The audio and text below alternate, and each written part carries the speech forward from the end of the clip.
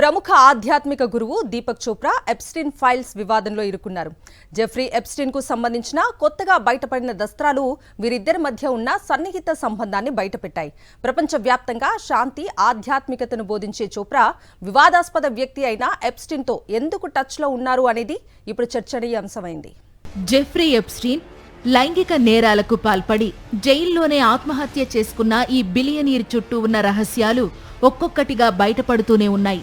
తాజాగా బయటకు వచ్చిన రికార్డుల ప్రకారం దీపక్ చోప్రా పేరు ఎప్స్టీన్ సన్నిహితుల జాబితాలో ప్రముఖంగా కనిపిస్తోంది.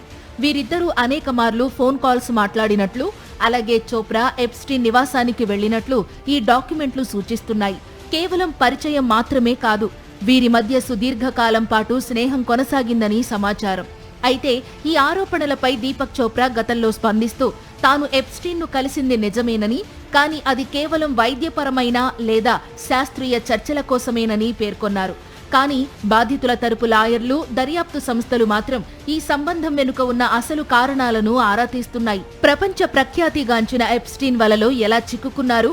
ఆధ్యాత్మికతను బోధించే వ్యక్తికి ఇలాంటి నేర చరిత్ర ఉన్న వ్యక్తితో స్నేహం ఏంటనే ప్రశ్నలు వెల్లువెత్తుతున్నాయి. ఈ కొత్త ఆధారాలు చోప్రా ప్రతిష్టపై ఎలాంటి ప్రభావం చూపుతాయో వేచి చూడాలి. చోప్రా టీం ఈ తాజా వార్తలపై ఇంకా అధికారికంగా స్పందించలేదు. ఎప్స్టీన్ కేసులో ఇంకా ఎంతమంది ప్రముఖుల పేర్లు బయటకు వస్తాయోనని ప్రపంచవ్యాప్తంగా ఆసక్తి నెలకొంది.